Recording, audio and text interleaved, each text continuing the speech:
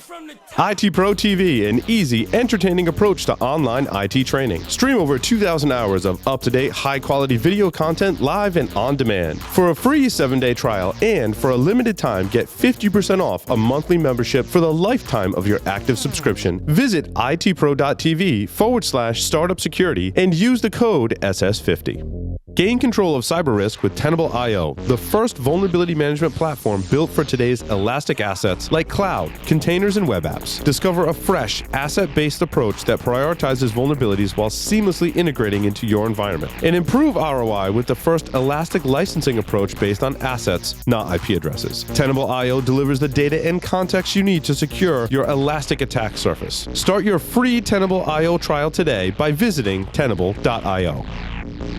Welcome back, everyone, to Startup Security Weekly. Michael and I are getting ready to go to a conference next week. And speaking of conferences, we'll be at even more conferences. We'll be at B-Sides Boston, and we'll be at Source Boston, which is the 10th anniversary, being held on April 24th and through the 25th for training, and 26th and 27th for conference talks.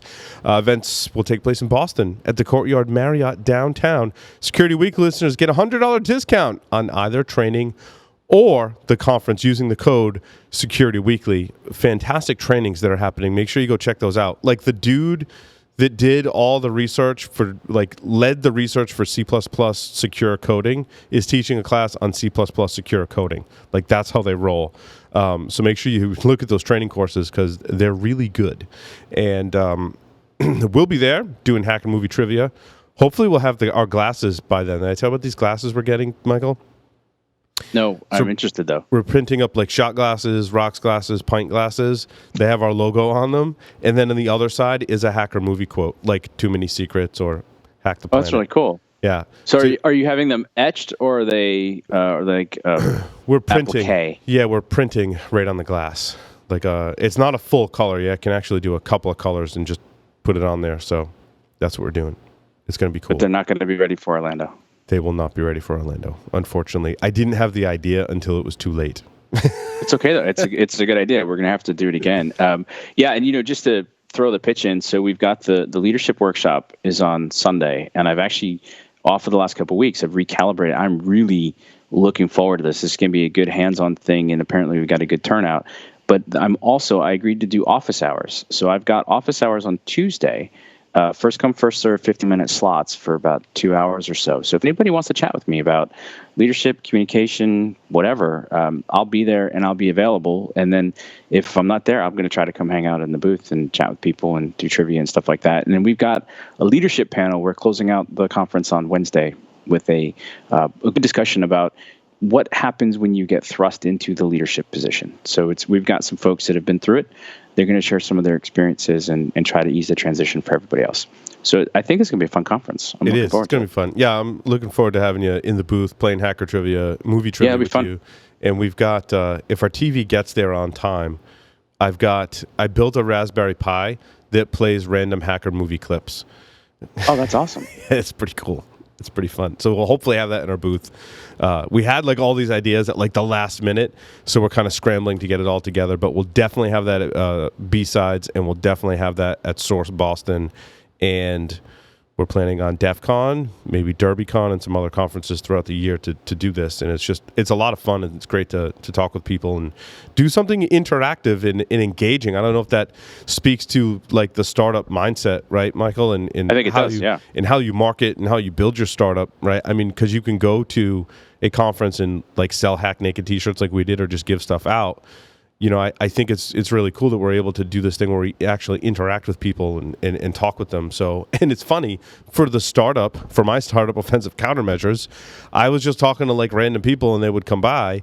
I wasn't even trying to sell them anything. Yep. And people are like, hey, can we talk about offensive countermeasures? I'm like, I didn't even say the word offensive countermeasures, but they had known about it through marketing. And since I was there, they're like, hey, we should talk. And I thought that was really cool and good advice for startups on how to do some of that marketing at first. Yeah, right. And what I think is interesting about it is you're carving that fine line between over-the-top hype, drawing attention, look at all this stuff I've got to just drag you in, and I'm just going to try to get your lead and hammer you with it. You're like, no, we're real people. Come by the booth. Let's play some games. Let's talk a little bit. There's some stuff we can do.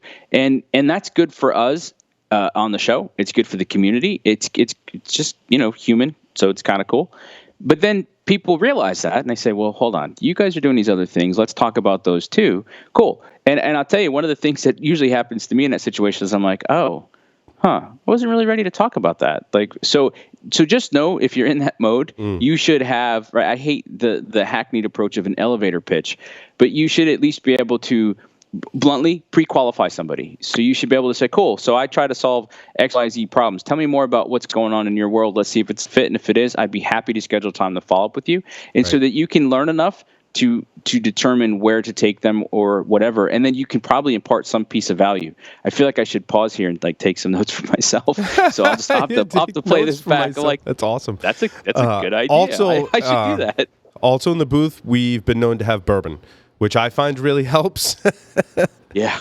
Loosen the conversation and attract people to the booth. Like, hey, just come by, like, have a glass of bourbon with us and just sit down. And it's funny. I interviewed Mark Arnold from Optiv. He gave a keynote and he was hammered with questions. And like, I sat him down and I'm like, dude, the mics aren't on the cameras. I'm just have some bourbon, decompress for 5 minutes. Let's just talk about like non-security stuff for a little while. It's so much fun doing that and hanging out with people. So, no, I think it's fantastic. I think it's really good. All right, well, here's some of the stories put together for the week. The first one was about how I learned to hire people remotely. Here's why I put it in.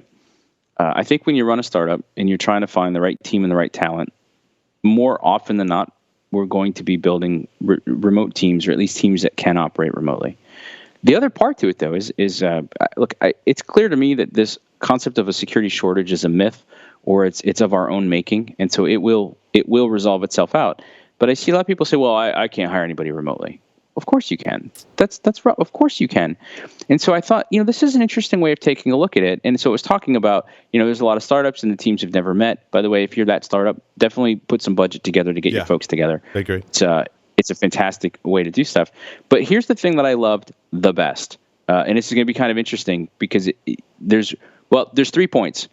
I think most people, if they go check these points out and they've been listening to me, they know which one they think I'm going to like the best. It's not. I'll tell you, which one do you think it is out of the 3? Ask for several samples and a demo. Be very specific in your job description, or insist on a trial period. Which of those 3 do you think is the one I like the best? I think because it ties into communication, be very specific in a job description. That's what I think everybody would say. I think it's a trial period. Really? Here's why. Interesting. Yeah, here's why. I wrote something years ago. In fact, I wrote this for an Andrew Hay book, and so I need to go find it and revamp it. But basically, the idea is we know what we know, and we don't know what we don't know until we present what we know. So basically, it's kind of like, oh, I want to go write a policy, or I want to go write an RFP, or I want to go write something. So you have this concept in your head. So I think I know what the job spec looks like, so I'm going to go write it up. I'm going to try to be really specific with it. Yeah, there's going to come a point of diminishing returns where you're doing the best that you can. And so I think that's very valuable. And I actually, by the way, think that's why we have such a hiring shortage. Mm-hmm. We don't know what we're looking for. We don't know how to evaluate it. And so, yes, that definitely plays to what I'm doing. But what I found is the trial period is so much more important. And I find 6 months. 6 months temp to hire is the way I always like to look at it. Now, consult with your HR or your legal team on this, because there are different rules and there's different ways to structure it. So this is not legal advice. This is me talking practically. Mm-hmm. I want to work with somebody long enough to get a sense of their patterns. I want to get a sense of their output. I want to get a sense of how they work. But also, whatever I thought I structured for the position, sometimes I'm not right. Or they're a great fit, but not for that position. And so that's a key step, but I actually like the trial period better. That's how you get to know it's somebody. So timely because I'm considering hiring a remote employee, which for me personally, I think it depends on the role. And I say personally because I've worked remotely for companies and I've had people working remotely for me. And I think it depends on the person, but I think the role has to be suited for that. And I think as I move forward, I discovered that certain roles either have to or just are better suited to be here personally. I agree. And other roles are better for remote. So I think it's a combination of those two things if you're making the decision as to whether or not to take on remote employees or not. Yeah, and what you're pointing out, which I think is worth mentioning then, is that some of this too is the experience on your part. I have worked with teams that are all virtual, and they are fantastic. And I've worked with teams that nobody's virtual, and they are fantastic. And I've worked with teams that are some hybrid of it. They're also fantastic. Now, it sounds like I only work with fantastic teams, and trust me, that's always my goal. Yes. But what I'm pointing out is that, yeah, you can do it. What you're explaining is you've got to get some experience to get a better understanding of the role and a better understanding of your culture and how your company operates, to figure out if that person fits in that role and can fit in that role remotely. And so anyway, I thought it was kind of interesting to put this out and to work with people, figure it out as you go. Cool. What else we got?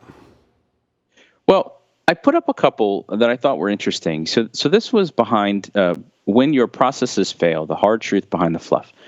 Now, I spend a lot of time looking at this around friction. And what I find is a lot of the friction starts at what I call the personal layer, not level, layer. And I'm starting to, in fact, I think I'm going to dub that translational friction. We can go into that some other time more, and I'm always happy to talk about that. Here's why this matters. When we have translational friction, we have individual level friction, it's often because we're unique. We started in different places. We have different experiences. We have different ways of doing things. And if we don't understand how to reconcile our uniqueness with other people, if I don't understand how to translate what I know into what you understand and vice versa, then we start to get frustrated. And sometimes the way we deal with that frustration is we say, oh, I know, I'm going to put in a process. And so what this is talking about is, yeah, you have processes, and some of your processes work and some of them fail. And here we're going to tell you why. And what they boil it down to is if you have good people with bad processes, it might good process plus bad people equals crappy outcome. Now I want a burrito. Wow. Yeah, right. Good process plus good people equals great outcome. And so what it's basically saying is, hey, if you're a startup, or I would even add here, if you're a team, you need to go make sure that your processes are working. What this sidesteps, and what frankly most people sidestep, is where do bad processes come from? And it's typically they're it's what I call process friction. They're born from, I know how to fix this for me. And so somebody goes and they slam a process in because it made sense to them at the time to solve the problem that they're trying to face. If you go unpack it, you say, well, did you understand the problem you're trying to solve? No. Did you have a broader view of the problem? Well, not really. Were people ready for you to solve that problem yet? Dude, why are you even asking me these questions? No. And so that's where these processes fail. So I thought it was interesting because a lot of what I do now comes up against these bad processes, which is why I threw in this other article. Well, it's funny. I think it's funny they use Chipotle as an example. I don't think they mentioned the issue they had in a store in Massachusetts where everyone got sick. But it speaks to exactly what they're talking about. Like, someone obviously didn't follow a process or made up their own process, and the results were pretty devastating. I think it hurt Chipotle. I don't know that it still hurts them today. I think it hurt them. They've had a ton of problems. They've had a lot of process related problems. And that's the thing. So what I like about this article, why I thought it was worth including, is it there's a certain level it says, did you hire the right people? Do they follow the process? And then there's a certain level that says, do you have a good process? What I'm pointing out is sometimes it's something extraneous to that. You can have good people with good processes that work for some of the people, but not all of the people. And at some level, you need to kind of pull all the pieces together and figure it out. So that's what I was pointing at. Now, what I think is interesting that Hootsuite's doing is they dubbed a czar of bad systems. But I thought this was really kind of interesting. In fact, this was the phrasing that I absolutely loved it. The problem is that bad systems often end up in a kind of corporate Bermuda Triangle. No one really monitors them, and worse still, no one's empowered to change them when you need to. So I tried to fix that. And I thought that was a really interesting approach. In fact, it feels more like it's a collateral duty. Like, this is not your primary goal. But I love the idea of being a leader in an organization or on your team or in your startup and say, okay, A, we need processes, and B, we might not always get them right. So somebody needs to go in and have an objective way to look at them. And if they're broken, fix them. And if they need to be terminated, terminate them. And it maybe even identify new places. So I'm taking it a little bit further than just the way this was going. But I think it's a good point. I mean, people need to be able to say, this process doesn't work for me. Cool. Fix it. Do something with it. In fact, I used to do this. This has reminded me. I used to always propose one of the first things, back in the day, I didn't do security policy anymore. But when I used to, one of the things I would do, one of the first policies I would create is the updating policy. And what I would basically say is, if you disagree with any of the stuff here, you can update it. Here's the process. That didn't mean anybody's going to update it. What it meant was it wasn't my way or the highway. I always made sure there was an opportunity for you to voice your concern, and looking back at it, give people a structure to say, tell us what's broken, or tell us what you'd like better, or tell us where it doesn't work. And now that I'm, headlong into Straight Talk, I could totally engineer a process now for people very easily to say, here's why this doesn't work for me, and here's what we missed, and here's what we could do about it, and boom, it would be better. So the theme that we're kind of working on is process. But it's I thought it was burritos. Sorry. It starts with burritos, and then we can go through. No, we're not going to go through that process. Sorry, it doesn't take much to distract me with burritos. Burritos and bourbon. It's all. That's good. it. It's all downhill from there. So where are we going next? Let's go to the No Business is Bulletproof. So the idea here that I pulled in on that I liked is it says, companies are all about the people, and we know it's about the people. Yeah. So here's what it's talking about, though, is that there's a priority of what we're able to do, and especially in the startup community. But again, I can see this working just as well if you are leading a security team right now. There's a set of pressures. Somebody wrote you a check. Somebody's invested in what you're doing, and you need to make sure that you're justifying your decisions to them, and that you are being a good steward of that investment, and you're getting the result that they expect. At the same time, you're providing a service or a product to customers, and ideally, your value prop has isolated and defined a problem that they'd like to solve in a way that you're able to contribute value to them. Boom, everybody wins. So what this is starting to point out, though, is that sometimes there's a conflict between what investors or people that have controlled the budget think versus what the customers think. And how do you resolve that? And what they're saying is, look, there's no perfect way to do this. You've got to figure out where investors rank into your priority stack, and or, I would argue, how to better communicate with them as they go through it. I think it's kind of interesting, this article, Michael, where it talks about people date for a limited period of time. And if you have a dating app, like when it's successful, people stop using your app. I don't know if there's an analogy into security. I don't think so. Because it seems like we always need more insights into what's happening. Well, I think that we always need more insights. Here's the flip side, though, right? When do people go to the dating app? When they're interested in finding a date. Okay, well, when would people go to a security app, or when would they come to the security team? And then if you realize that they're using it more drive-by and opportunistically, either can you recalibrate your business or your solution around that, or does that then mean that you need to engage in a different business model? The thing that we didn't really get into with Ira that's always interesting to me is, let me put it this way. I've always been fascinated when somebody says to me, how long should security awareness last?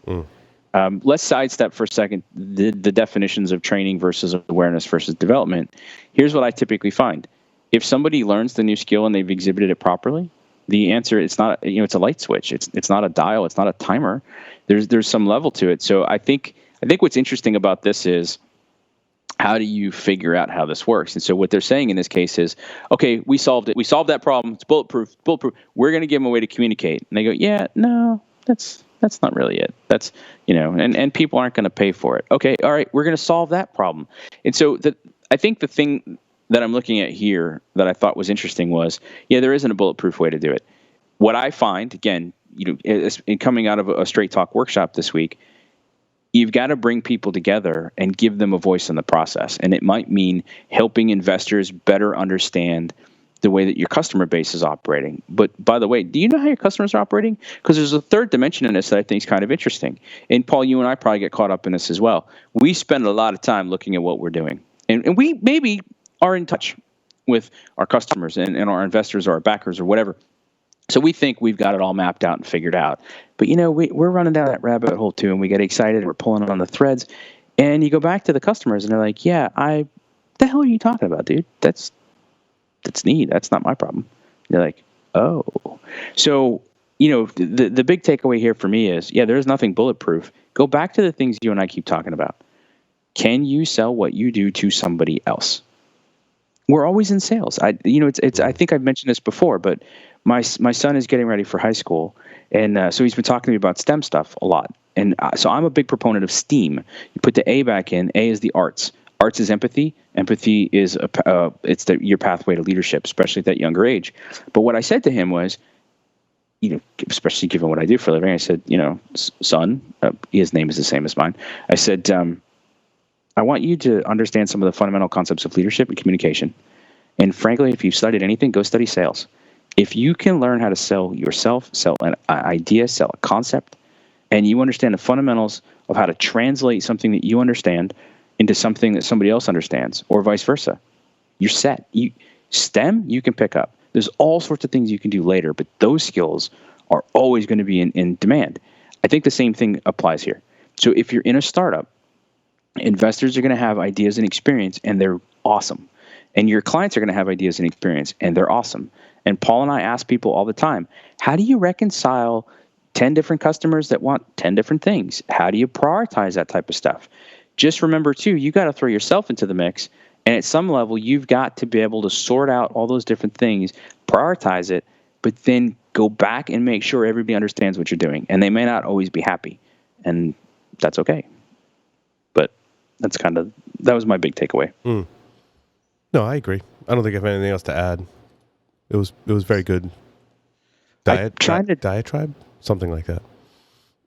I was monologuing. Segue? I saw The Incredibles. I was monologuing. Monologuing. You got me monologuing. You got me monologuing. So this other one I put in, it's a really long title. I'm not loving the title, but how we reverse the 300K month burn and hit profitability without laying off a single employee. What actually drew me to this was it was talking about the fact that there seems to be this disconnect. In fact, it's the top highlight, and it's what pulled me into it. I also know firsthand that focusing on profitability and sustainability is hard, especially in a landscape that incentivizes capital inefficiency. So what this means is, and again, you and I have talked about this a lot, which is why I wanted to put it in. A lot of people say, no, have a good idea, get some traction. It doesn't really matter. Everything's going to be good. Money, don't worry about making money, man. It's good. You get the valuation up, and it's all going to work out. And that does exist. So what's interesting that we're able to do with this show is we're starting to realize that you have different centers of investment and different philosophies of investment. And I'm going to posit maybe a little too soon, but I'm okay with it because we'll keep working on it. I think security is even changing. So the way that companies invest in security, we're seeing a lot of security-focused funds pop up. We're seeing a lot of people that you and I have known for years and respect that have been very successful that are now giving back, and they are setting up their funds and investing and advising. And so what I'm going to be curious to track then is to say, does the philosophy of investing in security matter whether you're in the D.C. area, in the Boston area, in the Austin area, in the Silicon Valley area, or extraneous to that, completely outside of that? And now we're starting to see some of the European activity come up and bubble up, and the Israeli activity, which tends largely to be tied still to the U.S. But so there's some interesting subcurrents in there that I'm actually trying to wrap my head around. Here's the thing, though, that I'm noticing more and more. It does come down to profitability. Even when I'm talking to the investors, it doesn't matter their range. When I say, what are you looking for? So if somebody's going to exit that seed stage, and they're going to get to their A, B rounds, do they need to be profitable? And sometimes they'll say, look, I'm not worried yet about profitability, but they do need to be making money. It can't just be, we've got proof of pilots, proof of concepts. We've got people who said yes. It's kind of like, so it's now a complete show. When we bring up Shark Tank and somebody says, okay, well, do you have any orders? Well, I've got a standing PO. Have you filled it yet? Well, no, not yet. Or have they reordered from you yet? No, right? And so those questions. So what we're finding is investors in security are now looking for you to have gotten a traction so that you have a client or more that is paying you actual money. It doesn't have to be your market value because there's probably a benefit early on for working with you, but they're parting with actual capital for you to solve the problem that they have, and they're willing to serve as a referenceable client. And it's kind of like if you go back to that post we talked about a couple episodes ago, can you go sell what you do for $1,000 or whatever the appropriate is? But like, can you sell a service or a product to somebody for $1,000? Can you do that every month? Then can you increase it to 10? Then can you increase it to 10 people? Then, right? And so whatever. This was my big takeaway from this was, yeah, you know what? Go figure out what's important to your business. And you can still get valuations. But if you start realizing that good valuations are going to come from understanding, do you have product market fit? Do you have a good team? Are you guys able to scale massively? So I spend a lot of time obviously looking at friction. And I've got some new stuff. And Paul, I'm actually looking forward to sitting down with you next week and being able to talk about it. But one of the things I've started to realize is that right at this, what I call this translational friction angle, right? So taking something I know, translating it into something that you understand. What most people do is they get a little bit of friction, and their first instinct is mash the pedal down and go harder. And that just often gives you more friction, not less. Mm-hmm. So if you think about this from a startup perspective, if you've got that kind of friction and you haven't worked it out, so it typically manifests itself this way. How many calls does it take, and you don't have to answer it, but how many calls does it take before somebody says, oh, I like that, we should try that out? If you go talk to a lot of startups in that early hunter-gatherer mode, yeah, it might be 3, 4, 5 calls. Okay, so now you've done the same thing, right? You go talk to the investors. How many rounds does it take to talk to the investors to get squared away? Yeah, 2, 3, 4 rounds before they start to see that there's something there. Okay. So what we're not saying is, wow, you're incurring massive amounts of friction, but you're persisting and you're getting through. Well, now you've taken on that funding, and that funding is like that pushing on that gas pedal. You're rearing up the engine and they want to go, and you've got to scale massively. Well, you've got a shit ton of friction at a lot of these different points. And all you're going to do is push harder, which is going to ultimately create more friction, which is what this is saying in a slightly different way, right? I'm using my language and my way to take a look at it. So what they're basically saying is, hey, you know what? We decided profitability was important. And we read everybody into it, and we were kind of transparent about that as a company so that people could understand the burn rate. They could understand the decisions we were making. And by doing that, we didn't waste money. We prioritized things that were good for us as a company and that were good for our customers. And hey, look, we were able to do it. So I think it's a good strategy. I think one of the turning points for me is when you're an early stage startup and you try and get an understanding of your cost and your price, and which ultimately will define your profitability, right? And you give discounts or you work with early customers that aren't at that price point yet. There's like this transition period or point which you reach where you're like, okay, I think the value of our product is this, and I think people will pay this amount for that value. And you don't know if that's going to be successful until you can prove that you can sell it at that price and offer your customers hopefully what is that level of value that you defined when you defined your company, right? Or your product. Yeah, and let's look at it in your case, right? I mean, you're, in fact, that book, Play Bigger, we'll talk about it next week. I mean, you're operating in a fairly new category. And so you now have to either help people understand that you can solve that problem and or otherwise look to position yourself as the de facto choice in that particular space. So when you're doing that initially, one of the things I like to do a lot is I just ask somebody, what do you think it's worth? Like, what do you think you're willing to pay for it? And how would we assess that? And then they invariably, and what I'm finding in my own experience is they're validating where I think it should be. And then they say, okay, but look, here's the thing, Michael, I don't really have that much budget right now. Here's what I do have. Can we make something work? And in the short run, yeah, because it's good for me. It's good for them. They're going to be a testimonial or a referenceable client. It's a good win. And so that's speaking to your point, Paul. Like and that's why I said the VC aren't, the investors I've been working with, they're not terribly concerned short run of what we would call in the speaking world fee integrity. In the speaking world, fee integrity says if you say it's $5,000 or $10,000 for a keynote, well, you can't charge $1,000 here and $12,000 here and $3,000 here. Like you got to be pretty consistent to the value that you're able to provide somebody else. And it's the same thing that we're talking about here. Is there a fee integrity to it? Yeah. What this is saying is your product market fit and your focus on profitability is better. And what I'm finding is this is a fantastic sorting and prioritization function, right? Because it's minimizing scope creep. It's changing the way we were thinking about stuff. People started to understand other departments. So if you can do this in a way that brings people together and they're looking at dollars and cents and they start saying, hold on, right? And this is a value question, right? If I spend $1 on doing this, is that the best use of this dollar?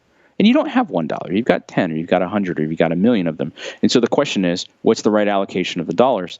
If you can move everybody from contending and fighting and contesting for it, and instead looking at here's where we want to get as a company, how do we work together to get there? Then I think that you end up doing a lot better. So in the short run, yes, you're going to work with the clients that are working with you, and that's going to show you good product market fit. Good product market fit, as long as you're thinking about value, is going to reveal where your pricing and investment strategy needs to be. And it'll take time. And if you go look at it and you start, and I'm starting to work on a series actually to explain a lot of the differences in the stages and the risks between seed stage and EBD stage and growth stage. I mean, you might have 2 or 3 years before you really got to get that right, which then to me underscores the importance of this. Don't worry about burn. Worry about profitability. Worry about, are you getting these things right? Like, because what you're talking about to a certain level is unit economics. Do you have your economics down?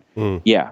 In an early stage, are you getting traction? Are you making money? Are you moving towards profitability? Are you starting to figure those things out? Awesome. But very few savvy investors are going to say at an A round that your product market fit's got to be totally nailed. Your team's got to be top notch. That you've got to have a proven ability to, that your economics are set and your scaling is set. Yeah. They know there's still risk there. They're looking for the indicators you're heading on the right direction. And my instinct is that we're going to see more of this direction going this way. By the way, I think this might be, I'll go press on this, but this could be why we're seeing some of those bigger valuations earlier on. People aren't sure of the risk, and so they're waiting longer to invest. They're waiting longer to ask. And so anyway, these are the things that I think about. So I get kind of geeked out on trying to understand the implications of internal dynamics and really starting to look at friction. And it's like one of those things for me that the more I look at it, the more I figure out, I need to go figure out. So it's been kind of fun. And then we go back and we start applying it. I think it looks really well. So anyway. What's going on in the world of security startups, Michael? It is a slow week in the world of security startups. It's a slow week in security in general for whatever reason. I don't know why. Everybody's waiting for us for next week. I'll put some stuff out there I really liked. CB Insights came out with the periodic table of cybersecurity startups. So it's an overview of the key companies and investors. It is not a short list. It's 140 companies. I saw this and I haven't looked at it. I gotta tell you, I love their stuff. It came by my desk and I didn't look at the periodic table of. And I'll tell you what, I haven't yet figured out enough about CB Insights to understand who's running their security desk. But if they happen to be listening or somebody knows them, I would love to have them on the show. Would love to talk about the stuff that they're doing. I think it's fantastic, and I've been really enjoying it and looking at it. So the good thing is, I think they break it down pretty well. And by the way, here's what they're talking about: things that they think are hot. Multi-factor authentication, because it's identity and access management. I would actually go simpler and just say identity is hot again, and there's a lot of reasons for it. Cyber insurance. I mean, I've got the whole series on that. I still have not got a chance to look at the replay of the webinar. Did you guys put your webinar up? Is that up for replay? Which one? You and John did a cyber insurance webinar within the last 2 weeks or so? I don't think that was a webinar. That was a ESW, Enterprise Security Weekly episode. Oh, well, then I thought it was a webinar. My bad. All right, good. Well, then I'll go find it and I'll watch it. So cyber insurance is big. Intelligence, anything intelligence is big. And obviously we've talked about AI versus machine learning versus big data versus insert your favorite here. But so what I thought was cool was, I mean, this is putting in stuff around secure communications and deception stuff. And so minimally, I thought, hey, this is kind of interesting for us because it gives us a chance to go take a look at it and maybe find some guests. If somebody else is out there, tell us, which of these companies would you like to hear from? If you're on the enterprise side of this, which ones would you like to hear from? If you're on the investment side of this, who do you think would be interesting for us to take a look at, and why? What's piquing your interest? And we'll start going after these. But anyway, I thought this was kind of an interesting look, as an interesting way to put it together, and I thought that'd be valuable to everybody. By the way, if you're in that startup scene and you're not on this list, that just means that they didn't know about you. Mm-hmm. A lot of times, if you're the only person in a category, that's really hard. In fact, related to that, there was an article this week. Did you see Elon Musk? Or maybe it wasn't even this week. I apologize. I was reading the book Play Bigger. I might have pulled it from there. I'm a little sketchy on where I got the details, but basically Elon Musk took all of his patents and said, yeah, we're good. Anybody else can use them. And the reason was it doesn't serve Tesla to be the only one doing this. So they said, I'll tell you what, let's go create some competition, because if we've got competition and other people doing it, then some of these other problems will solve themselves and I can still be the best. That is freaking outstanding. That's some cojones. Cojones. Well, it's freaking brilliant is what it is. Elon Musk too, so. Which is, I mean, I find a lot of stuff that he does is just worth paying attention to and asking questions. Akamai acquired Soasta. I don't know how to say it. I don't know how to say that either. What's interesting is I saw a couple of congratulations go around this week. They provide digital performance management solutions for businesses. So everybody's like, yeah, it's really cool. So here's what I looked at. Now, again, Aller is great. It's crowdsourced intelligence. Since 2006, so about over the last 11 years, Soasta has taken in $120 million in funding, but their current revenue was estimated to be like at $1 million. Now, I'm guessing, to be fair, that Aller doesn't have that right. Every now and then we look at companies and you're like, yeah, I don't think that's right. And this is one of those cases where I go, yeah, that for a company that's taken on $120 million in revenue and funding, apparently has 100 or so employees, seems a little odd to me that the revenue would be that low. But here's what I would tell you. They came in undisclosed, and they had a $4.5 million equity round in December, following 2 debt rounds last year. So I'm still learning how to read these better. But when you're acquired and you're acquired for an undisclosed sum, that feels to me like you weren't really making it work and you just got acquired. Like it wasn't an acqui-hire. It feels more strategic than that. But I thought it was interesting that they chose not to disclose it because that suggests to me, and some of you who listen and advise me on this quietly on the side, maybe I got it wrong. And so this is part of my growth and how we're learning to put all these things together. I take that as a signal as probably not the exit that most of the investors are hoping for. Yeah. I would argue, by the way, that the debt rounds got paid back. I'm pretty sure the debt rounds were made whole. It's, and I can't imagine their revenue numbers being. Yeah, it feels a little low. That feels low. That feels more like people don't actually know. Like nobody really weighed in on it. I'm sure it was much higher than that because that number is way too low. But I just, there's nothing wrong with celebrating when somebody gets acquired. It's an exit, and if the business continues and people are happy and they're gainfully employed, that's fantastic. What I'm trying to learn to do is to discern this better. What I've learned is, and this is one of the things, Paul, we've set out to do with this program. There's a language on the investment side, and as we're learning, it's a little different in the different regions of the country. So I'm doing the best I can to understand it better and better. Well, there's also then, when we look at the M&A side, especially if you look at the corporate investment in the Fortune 500 setting up their stuff and pulling it together, that's all new too. And there's a lot of lessons to learn there. Then we go into the startup community, and we've got a lot of really smart friends and really smart people in this industry that are for the first time learning about things like running a company and moving into a leadership position and going through all these things. And then we still have the buyers, and those are our friends that are in the industry. They're in the enterprise security space, which I know you cater to with Enterprise Security Weekly, but also they're looking at, well, who are the startups that are out there and what are the solutions that are out there? And I'd like to think, and I hope, you're also looking at this in terms of either your own side hustle, your future aspirations, or how can you run your team better inside your organization? Because the more I work with all of these groups, the more I realize, man, we're all solving the same problems, and that's really kind of cool. So we'll keep taking a look at it, and that's how we all get a little bit better as we look at it. The only other thing I didn't add into it was got the update yesterday that Dropbox did a $600 million debt round. Right, so it's essentially like a line of credit.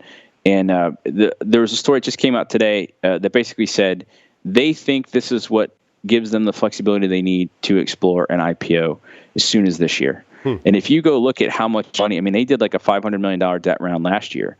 So they're swimming in money because, keep in mind too, there comes a point where you just can't keep raising rounds. I mean, like you've raised rounds, you've got a huge valuation. But I mean, think about the negotiations to get a $600 million line of credit. That's not small. They probably didn't want to give up the equity to get another round. You reach a point where you just can't give up any more equity. And I also think you reach a point where somebody's not willing to do that. I mean, this is like the Mr. Wonderful moment. I'll give you the $600 million, and my money's going to be the first out, and you're going to give me 3% on the spread. And well, okay, 3% on 600 million. And by the way, I have no idea what those terms. And some royalty for some sales for lifetime or something, right? Well, I mean, if it's Mr. Wonderful involved, there's a royalty coming at it, and I think that's okay. So I thought that was interesting. I mean, it's I've gotten a couple compliments this week from people who watched the show, and they've thanked us, Paul, for raising some thoughts and giving them some insights on that. So let me just say thank you, because that's letting me know that investing the time to understand this, and I'm going to start writing about it more now, is really helpful. But I made the comment last week, Paul. I mean, we're 33 episodes. Man, how much we've learned in the last year is exciting. Like, it's staggering, and it's overwhelming how much I've learned. When I talk to John, I'm like, I'm struggling with where to begin, dude. I'm like, I learned so much stuff so far in Stardom, and I'm still learning, which is just fantastic. Well, and I think that's part of the phase, right? Like, it's what I've always said to people is, I've got a knack for translation, but a lot of times before I can simplify it, I've got to complexify it. Once it's complexified too much, then you're like, all right, there's got to be a better way. We're somewhere between that. I think the two of us. I mean, I love working with you on this stuff. So I think we have good conversations. We've had great guests, and we're going to continue some good stuff coming up next week. And we've got some pretty cool guests talking about our own journey on the show. There are some startups we're reaching out to that I just want to bring on for an interview. Really just to talk with them about what they do, how they got started, and share that with the rest of the community. So we're kind of doing that almost like pro bono, Michael, right? Because I want people to have a good experience on the show, both the guests and the listeners and us. So hopefully we can grow relationships with a lot of these companies that are coming on the show. So I'm very much looking forward to that. And it's pretty cool to just be able to bring people on, and they all have a slightly different story, and you learn something new from each one of our guests, which is awesome. Well, and one of the things we've learned recently too, and I think it's going to help. So like we had Justin Foster on at the beginning of the year, and that episode has done very well. A lot of good compliments from that. So I've went out and I've got some other things that are like that. So it's stuff that we need in the startup world. It's even stuff we need in the security world. And I found some CEOs of those startups that are willing to come on the show and talk to us, and some other folks that cover it. So I've got a couple people that we're going to work with we're going to get on the show too, to also broaden out how we look at things. And I'm excited about that too. Well, so and it's interesting. I put that post on Facebook, and it's amazing how many in the security community now have their own startups, which is one of the reasons why we created this show. So I like how we're able to bring different guests, into the fold. So Yep. In fact, we need somebody who can do accounting. Actually, I think that's one of the areas we'd like to talk about. I got somebody from a CRM. I'd like to talk to somebody from accounting. I'd like to talk to somebody from sales. I got an idea. I guess see if he's willing to do it. Would love to talk to somebody from a marketing perspective. I mean, I know you and I have some of this background, but I'd love to hear how somebody else looks at it and bring some of those things forward and kind of figure it out. So I think there's a lot there. So it's exciting stuff. And awesome. We'll be in Orlando next week, so it'll be a blast. Absolutely. Our journey, our struggle in our journey is really struggles. Time. John and I's time has certainly been a struggle, especially this month. We just have busy schedules and conferences like InfoSec World, and last week we did Secure World. That takes up some time, but it's a marathon, not a sprint. So it's all good. Well, it takes up time, and then you go have good conversations, and then you need to follow up on those conversations. You need to keep the momentum going. Yes. So it's the time to prep. It's the time to get there. It's the time to be there. Then it's the follow-up afterwards, plus all the regular stuff that happens. I'm finding that, I'll tell you, the big thing for me has been the concept of the value prop. It's a total head slap moment.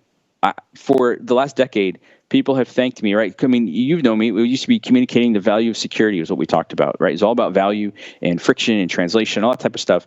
And I'm amazed at how that's come back. But here's the fascinating piece. I've been interviewing and working with a lot of CEOs in the last couple of weeks. Almost all of them are talking about the importance of the security leader understanding the value prop of their team and the value prop that they're bringing to the organization by taking on these different projects. And it's been really interesting. And so one of the things I think I'm going to start working on is like a value prop audit. So if you got a project, let's go take a look at it. Let's go figure out how you're doing from a value prop perspective. And that's actually was part of the workshop I did this week in the broader context of Straight Talk. And we're going to bring some of those concepts down next week as well. Start working with security leaders.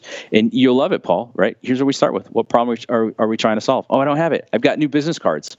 And I put on the back of the business card, what problem are we trying to solve? That's awesome. Because I was struggling. I was like, what do I do? I haven't had business cards for years. I realized that my resistance to it was stupid. And so so Trisha was like, Michael, let's get you some business cards. And we were trying to debate what to do. And I go, you know what? Paul always says I'm the aficionado of what problem we're trying to solve. Slam that on the back. So those are my cards. And I thank you, Paul, for the inspiration. Because it's amazing how much that resonates with people.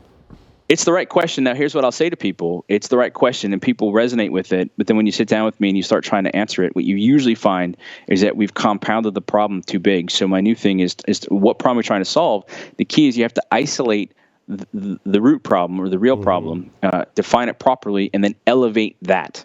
So that's where I've been spending a lot of time. So, like, to your point, it's a struggle. Like, my struggle is I figure something out, we go to market with it, people get really excited, and then the market refines it for me, and I'm like, oh, this is where I can focus. And so I think I'm on point. I'm cautiously excited that it's all come together. It's interesting, and you say that too. Like, you have to kind of isolate that question. And John Strand and I have noticed that on Enterprise Security Weekly, when we read the marketing materials or really any material that talks about solutions for enterprise security or in enterprise security, John and I now, like, we have this fictitious conversation with the marketing people from all of these companies or whoever's writing the article, and we're like, you didn't get to the problem that you solved till like paragraph 4. Like, you should really move that up to the top, because we're trying to figure out, okay, like, what problem are you solving? And then the big question we asked this week on Enterprise was, like, how do you do that different and better than everyone else who's in that space? Because there are some crowded spaces here in security. And so we had this like fictitious conversation with the people who are messaging for these various companies. So I look forward to jumping back on a conversation in one of these programs with you and John soon. And let's talk about that. And I'll give people a tip right now. The problem and the solution, right? The solution done right is the inverse of the problem, which means if you can isolate that problem down, you should be able to ask it as a question or make a short statement, see how I agree with it, and then the solution is the opposite of it. Right. What I find most people do, and most tech companies do, is they want to sell me the process. I don't want the process. I want the solution.